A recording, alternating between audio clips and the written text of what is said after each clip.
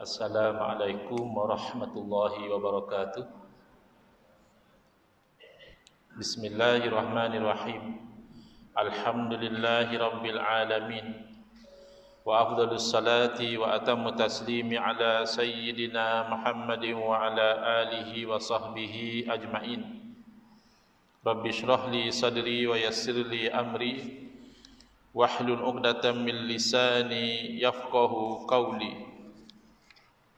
Subhanaka la ilma lana illa ma 'allamtana innaka antal alimul hakim. Allahumma akhrijna min zulumatil wahmi wa akrimna binuril fahmi waftah 'alaina bi ma'rifatil ilmi wa sahhil akhlaqana bil hilm waj'alna mimman yastami'una al qawla fayattabi'una ahsana. Allahumma آت نفوسنا تقواها وزكها أنت خير من زكاها أنت وليها ومولاها.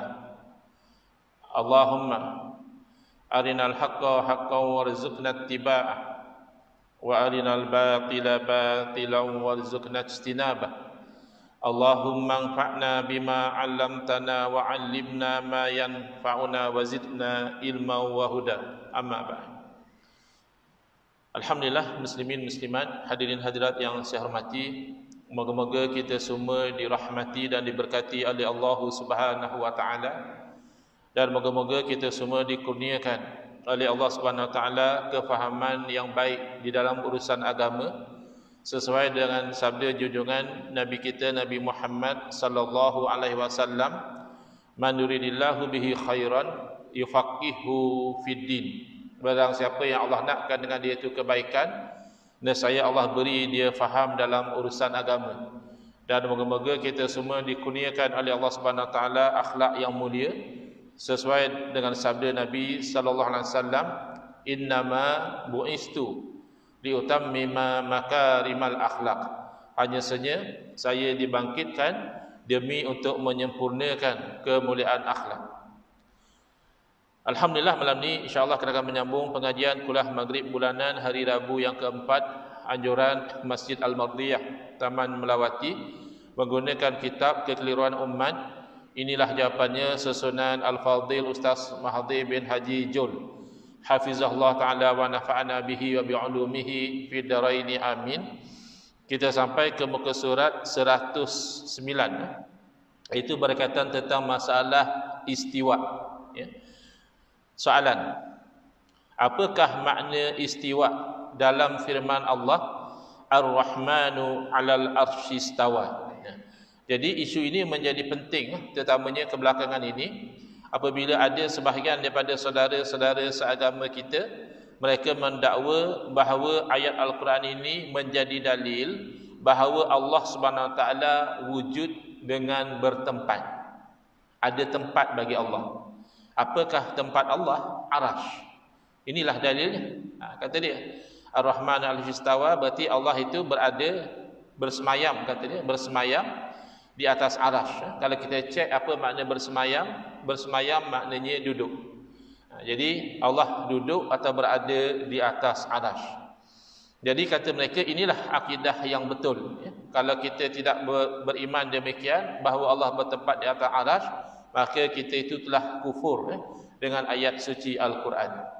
Ketika saya berceramah, ya, di Melaka pada 16 September 2020, ada satu orang jemaah minta untuk bertanya soalan, ya. Asalnya kata pengajar, ini ceramah saja.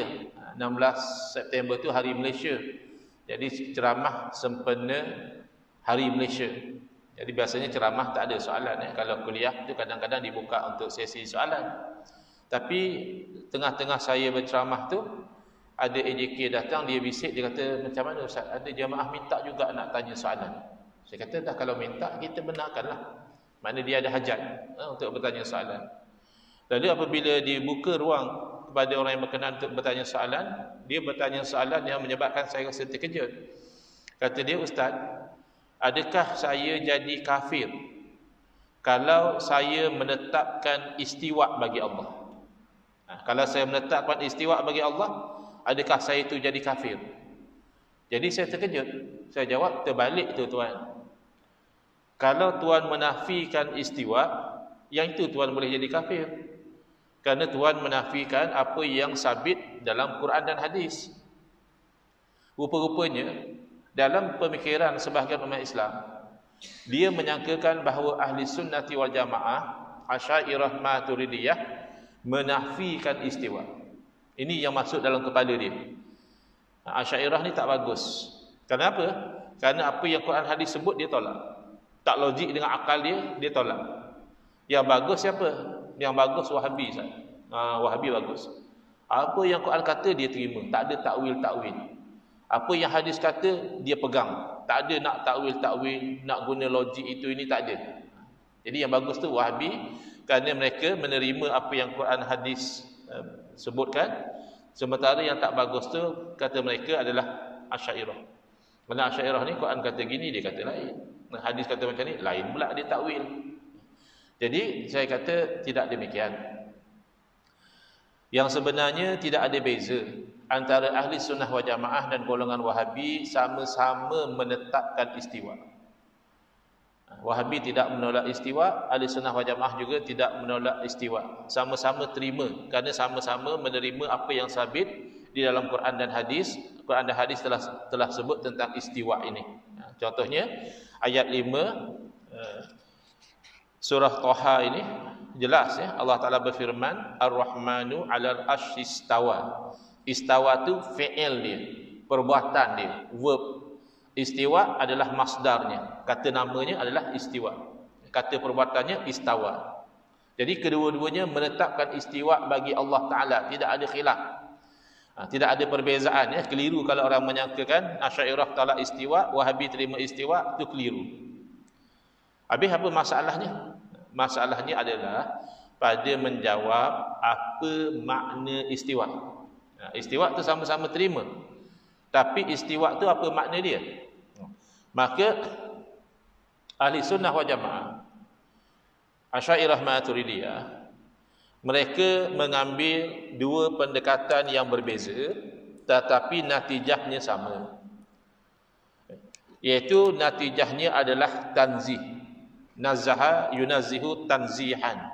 Maknanya mensucikan Allah Ta'ala daripada sebarang kekurangan, mensucikan Allah Ta'ala dari menyerupai makhluk. Itu natijah akhir dia. Sementara golongan Wahabi terpengaruh dengan apa yang dibawa oleh Al-Imam Ibn Taymiyah, termasuk daripada Hasyawiyah Hanabilah, yang cenderung memahami secara zahir lalu membawa kepada tashbih. Jadi beza hanya pada makna. Pada menerima istiwa tidak ada beza. Ya, kedua-dua menerima istiwa. Tapi memahami makna istiwa di sisi ahli sunnah wal jamaah mestilah membawa kepada tanzih. Allah tidak sama seperti makhluk, makhluk tidak sama seperti Allah. Tetapi ada golongan yang terjerumus kepada tashbih. Jadi akhirnya makna istiwa itu membawa Allah seperti makhluk juga. Ini beza dia. Baik. Kita fokus kepada ahli sunnah wal jamaah Asy'ariyah Maturidiyah terlebih dahulu. Pendekatan ada dua. Nak sampai pada tanzih ni ada dua pendekatan. Pendekatan pertama dipegang oleh kebanyakan salaf. Bukan semua bukan 100%. Tapi kebanyakan generasi salaf mereka berpegang dengan cara tafwid. Tafwid daripada perkataan fawwadha yufawwidu tafwidan, makna serah bulat-bulat. Apa maksud serah bulat-bulat di situ? Baik, yang pertama, istawa itu dinafikan terlebih dahulu makna yang tidak layak dengan Allah Ta'ala. Kerana istawa ni adalah kalimah mushtarakah, perkataan yang dikongsi makna oleh lebih kurang 14 atau 15 makna. Banyak ya, ada sesetengah perkataan dikongsi makna oleh dua makna saja, macam kalimah kuruk. Wal mutallaqatu yatarabbasna bi anfusihinna salasata quru. Perempuan-perempuan yang dicerai oleh suami mereka hendaklah mereka beriddah selama 3 quru.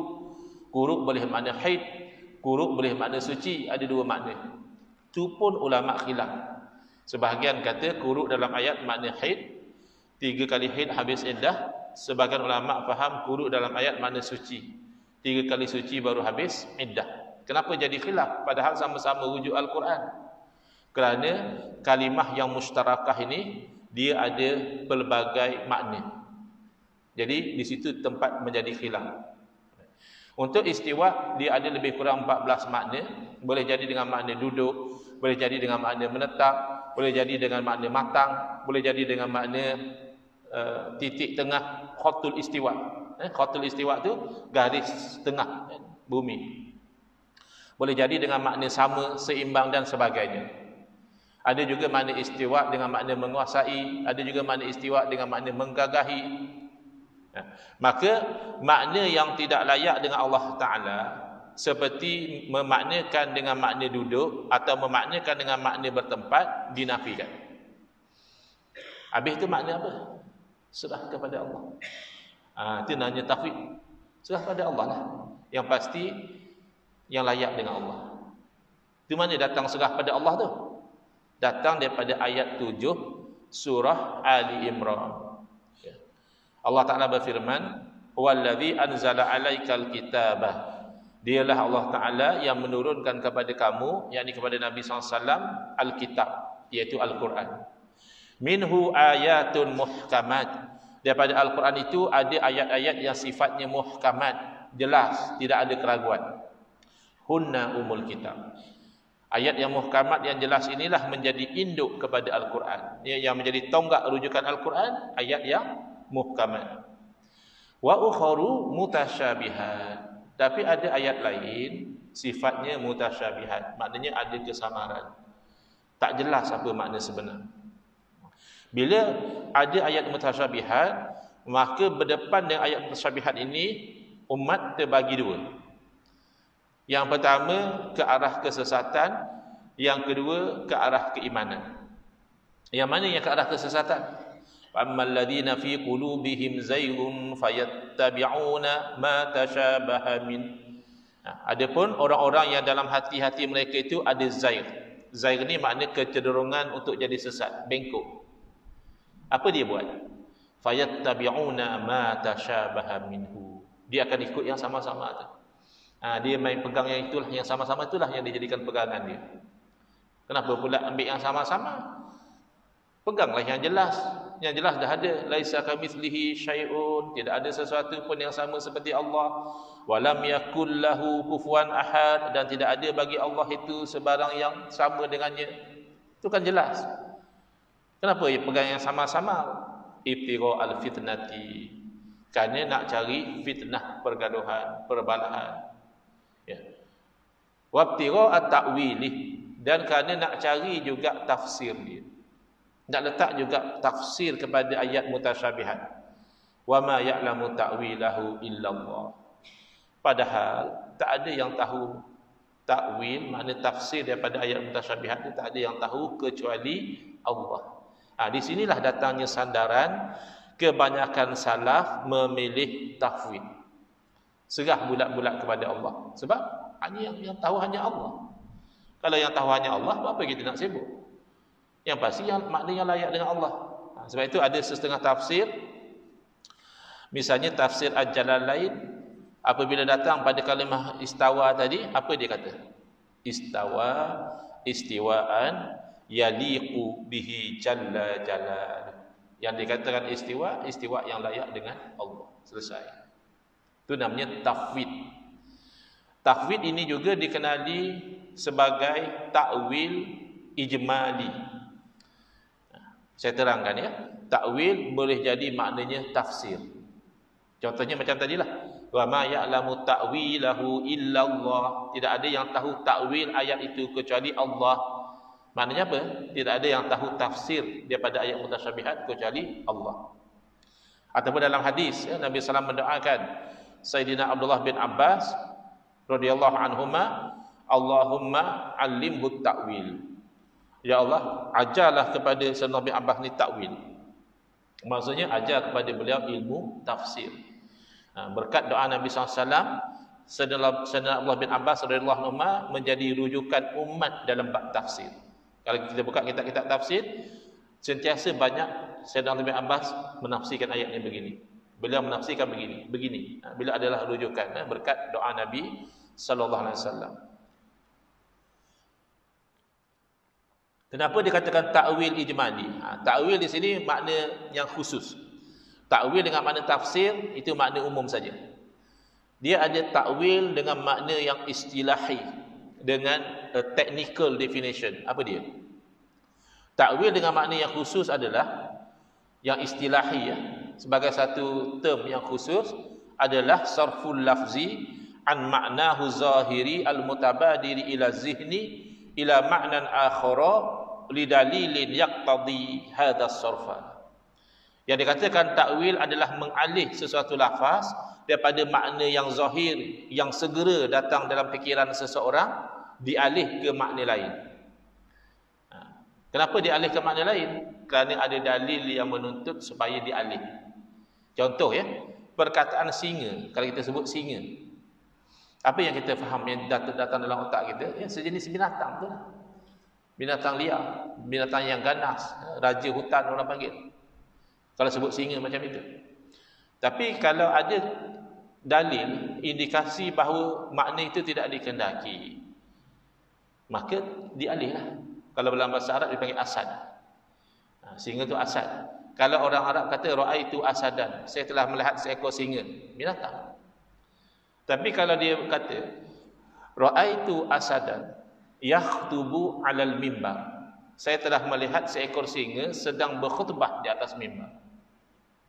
Adakah kita masih nak memaknakan dengan makna binatang? Tak mungkin. Kerana dalilnya adalah berkhutbah di atas mimbar itu bukan perbuatan binatang singa. Itu perbuatan manusia. Manusia yang berkhutbah di atas mimbar. Habis itu kenapa kata singa? Itu namanya metaphorical, majazi. Kerana mungkin khatib itu ada ciri-ciri kesingaan. Dia punya khutbah berapi-rapi. Cerita pasal Palestin apa itu ini. Teks apa semua dah tak pakai dah. Bersemangat kita dengar. Tak jadi nak tidur. Kan selalu kita khutbah, masuk khutbah kedua tu memang bismillahumma amud, meninggal terus. Tapi dengar khutbah ni macam singa betul. Kadang-kadang orang diajak oleh kawan dia, bang, jomlah kita mengetih malam-malam ni boring. Sembang-sembang, minum kopi. Boleh juga, tapi tunggu jap. Sekarang lah bang, singa belum tidur lagi. Singa apa yang belum tidur? Takkanlah binatang pula kan. Jadi ada kalanya ada surrounding circumstantial evidence yang menunjukkan bahawa makna yang zahir itu tidak dikehendaki.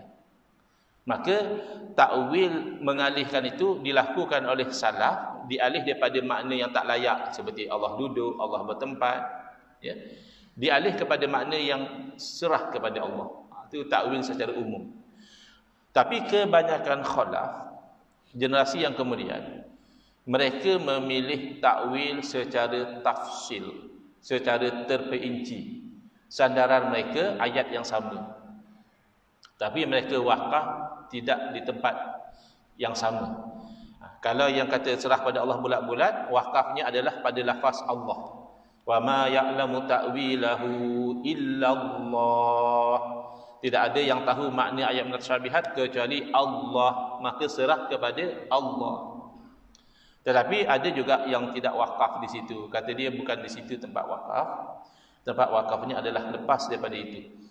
Wa ma ya'lamu ta'wilahu illallahu warrasikhuna fil ilm.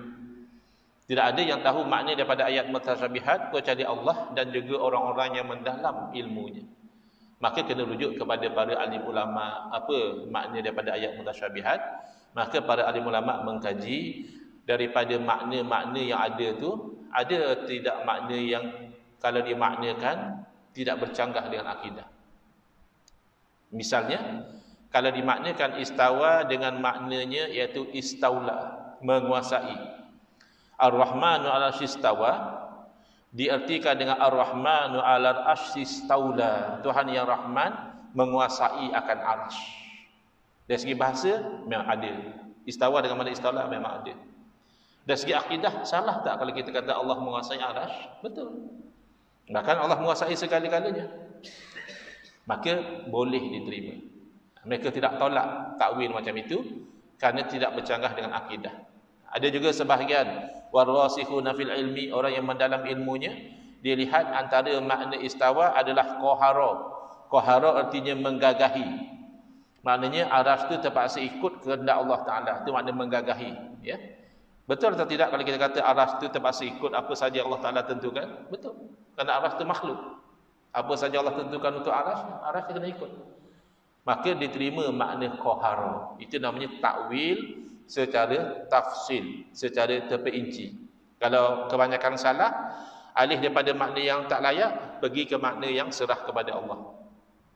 Kebanyakan khalaf, alih daripada makna yang tidak layak dengan Allah, pergi kepada makna tertentu yang masih selari dengan akidah, masih tidak bercanggah dengan ayat yang muhkamat. Kalau kita kata Allah menguasai arasy, tidak bercanggah dengan ayat muhkamat. Kalau kita kata arasy itu terpaksa patuh tunduk kepada kehendak Allah, tidak bercanggah dengan ayat muhkamat. Tapi kalau kita kata Allah duduk atas arasy, itu bercanggah dengan ayat laisa kamitslihi syai'un, bercanggah dengan walam yakul lahu kufuwan ahad. Kerana duduk itu dari segi istilahnya iaitulah memberatkan jasad pada bahagian punggung. Itu makna duduk. Itu duduk makhluk Ustaz. Jangan samakan dengan Allah. Ya, jangan sebut duduklah kalau macam itu. Kalau kita dah sepakat jangan samakan Allah dengan makhluk, ya jangan sebut duduk. Kerana duduk itu sifat makhluk. Kan senang macam itu. Kemudian ada juga yang mengatakan istawa makna bertempat. Allah bertempat di atas arasy. Ini memang jelas batil. Kerana arasy tanpa ada khilaf adalah makhluk. Kalau kata arasy bukan makhluk, syirik. Untuk menepani kawan-kawan yang confused, Allah ni duduk atas arasy ke macam mana? Bertempat atas arasy ke tidak? Cuba kita buka fikiran dia. Di sisi kamu, arasy itu makhluk atau bukan? Kalau dia kata arasy bukan makhluk, ya syirik. Berarti ada satu entiti bukan Allah yang ciptakan. Berarti dia independen daripada Allah Ta'ala, syirik. Siapa yang kata arasy bukan makhluk, otomatik dia jadi syirik. Kalau dia kata makhluk, berarti makhluk ini sesuatu yang diciptakan. Kiranya arasy ni baru wujud. Kalau dia kata Allah bertempat di atas arasy, adakah Allah baru wujud seperti arasy? Dia kata kita kena yang i'tiqad Allah tu bertempat di atas arasy. Berarti tentulah arasy kena ada dulu. Kena ada berserta dengan Allah, barulah Allah tu bertempat di atas arasy. Kalau macam itu, adakah Allah baharu seperti arasy? Allah wujud baru Allah wujud?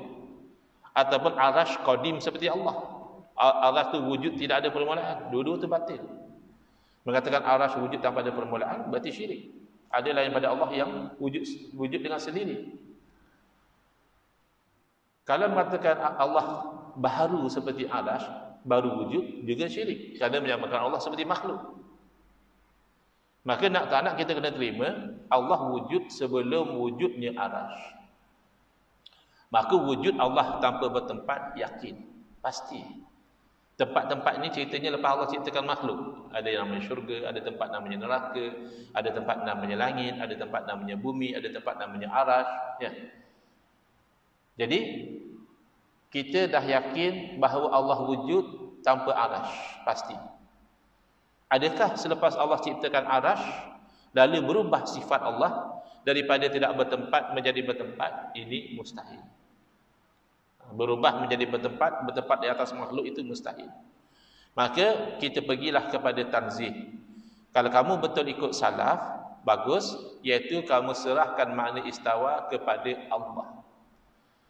Jadi dia serah hujung-hujung. Dia kata macam mana? Allah bersemayam di atas arasy dengan cara yang layak dengan Allah. Dia ingat selesailah. Kan saya kata yang layak dengan Allah. Allah bersemayam atas arasy tak samalah seperti makhluk. Bersemayam Allah tu macam Allah lah, bukan macam makhluk. Masalahnya bersemayam tu dah tak layak dengan Allah. Bertempat tu sudah tidak layak dengan Allah. Apa beza kalau kamu kata Allah juga beranak, tapi beranaknya Allah tak sama seperti beranak makhluk? Kan tak selesai masalah. Kerana beranak tu mustahil bagi Allah. Lepas kamu dah isbatkan yang mustahil, kemudian kamu cuba cover di hujung-hujung dengan mengatakan tak sama seperti makhluk, tidak menyelesaikan masalah. Ini kita kena faham betul-betul. Kalau tak, kita gelincir kat hujung tu. Ada sebahagian dia terpengaruh dengan dakwah Wahabi ni sebab dia kata, betul lah Ustaz. Dia tak kata Allah sama macam makhluk. Dia kata Allah punya tangan, tapi tangan Allah tak sama macam makhluk. Allah atas aras, duduk atas aras, tapi duduk Allah tak aras tak sama macam makhluk duduk atas kursi. Dia tak perasan awal-awal tu telah dinisbahkan yang tak layak. Maka mengatakan tak sama seperti makhluk di hujung tu tidak lagi, it doesn't cure. Dia tidak lagi menyelesaikan masalah tashbih tadi. Baik. Kita kembali kepada isi kitab. Ada 5 minit lagi sebelum masuk waktu Isyak. Imam Malik rahimahullah ta'ala berkata, mereka selalu kata kami akidah salaf. Tengok salaf kata macam mana. Istawa kama wasafa nafsuhu ataupun wasafa nafsahu wala yuqalu anhu kaifun wa kaifun anhu marfu'. Istawa sebagaimana Allah sifatkan. Allah dah kata istiwa, kita kata istiwa lah. Jangan nafi istiwa itu. Dan jangan pula dikatakan bagaimana istiwa Allah tu bagaimana, kerana bagaimana itu tidak layak bagi Allah Ta'ala. Wahabi lain. Wahabi kata Allah istiwa tu ada kaifiat dia, tapi kaifiat dia tu kita tak tahu. Di sisi ahli sunnah wal jamaah, istiwa'nya Allah tu tanpa kaifiat. Tidak ada kaifiat ni. Bagaimana itu tidak ada. Sebagaimana Imam Malik sebut. Marfu' mana tidak layak bagi Allah Ta'ala. Pada ketika lain Imam Malik rahimahullah berkata al-istiwa'u ma'lum. Istiwa' itu sudah sedia maklum. Ya? Dari segi bahasanya, dari segi wujud dalam Al-Quran dah sedia maklum. Wala yuqalu kaif. Jangan pula dikata bagaimana istiwa' Allah itu bagaimana. Wal kaif ghairu ma'kul. Kerana yang dikatakan kafiat itu adalah sesuatu yang tidak masuk akal disebab kepada Allah Ta'ala. Pensyarah Qamus Yaitu Abul Qasim Al-Asfahani berkata dalam kitab Mufradatul Quran, innal istiwa'a idza uddiya bi'ala kana ma'nahu al-istila. Istiwa kalau dita'addikan dengan kalimah ala, ar-rahmanu ala arsyistawa, ya, istawa ala, itu maknanya istaula, menguasai. Imam Qushairi mengatakan ia bermakna hafizah, memelihara. Betul lah Allah memelihara arasy. Ataupun qahara, menundukkan, pun masih betul. Ataupun abqa, mengekalkan. Semua itu makna-makna istiwa yang layak dengan Allah. Ya, Allah memelihara arasy, tidak ada masalah. Allah menundukkan dan menguasai arasy, tidak masalah. Allah mengekalkan arasy juga tidak masalah. Diriwayatkan daripada Sayyidina Ali bin Abi Talib radhiyallahu anhu, beliau berkata, inna Allaha khalaqal arsya izharan liqudratihi wa lam yattakhidhu makanan lidatihi. Sesungguhnya Allah Ta'ala menciptakan arasy untuk menzahirkan kekuasaannya, dan tidaklah Allah mengambil arasy itu sebagai tempat untuk zatnya. Jadi bagaimana ulama tafsir ahli sunnah wal jamaah menafsirkan makna istiwa? Mereka menafsirkan makna istiwa dengan melihat kepada ayat-ayat yang lain yang menunjukkan sifat yang layak dengan Allah Ta'ala, seperti mencipta, menguasai. Kerana antara sifat Allah adalah Al-Qahir, yang menguasai, dan Al-Khaliq, yang maha mencipta. Allah berfirman, wa barazu lillahil wahidil qahhar. Jadi mana-mana makna yang tidak bercanggah dengan akidah diterima oleh ahli sunnah wal jamaah. Sebagai contoh, ya, dalam kitab-kitab tafsir yang muktabar, tafsir Ibn Kathir, golongan Wahabi pun rajin merujuk tafsir Ibn Kathir. Kerana Imam Ibn Kathir ni murid Ibn Taymiyah, idola mereka. Tapi dalam bab akidah Imam Ibn Kathir Asy'ariyah, tidak ikut kepada akidah Imam Ibn Taymiyah. Tafsir Ibn Kathir mengatakan istawa bila kaif wala tashbih. Istiwa tidak ada kaifiat dan tidak ada menyamai seperti makhluk. Tafsir Al-Qurtubi menafsirkan istawa dengan makna penjagaan dan penguasaan.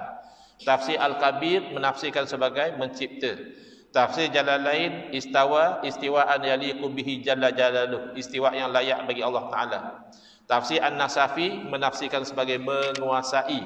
Tidak ada di dalam tafsir-tafsir yang muktabar, dalam kalam ulama-ulama salaf, istawa itu dimaknakan dengan bertempat, ya, ataupun duduk. Maka akidah Allah maujud bila makan, ijma' di sisi ahli sunnah wal jamaah, sebagaimana disebut dalam kitab Al-Farqu Bainal Firaq, wa ajma'u ala annahu la yahwihi makanun wa la yajri alaihi zamanun.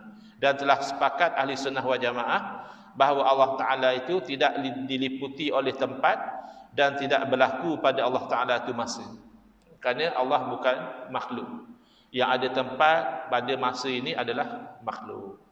Dakwaan dan jawapan di muka surat 112 insya-Allah dalam kuliah yang akan datang. Hadza wabillahi taufiq wal hidayah. Wassalamualaikum warahmatullahi wabarakatuh. Bismillahirrahmanirrahim. Alhamdulillahil alamin. Wassalatu wassalamu ala asyrafil anbiya'i wal mursalin wa ala alihi wa sahbihi ajma'in. Allahumma shrah sudurana wa ahsin akhlaqana wa azim ujurana wa nawwir qulubana bi nuri hidayatika kama nata'udhu bi nuri syamsika abadan abada bi rahmatika ya arhamar rahimin. Walhamdulillahirabbil alamin. Amin ya rabbal alamin.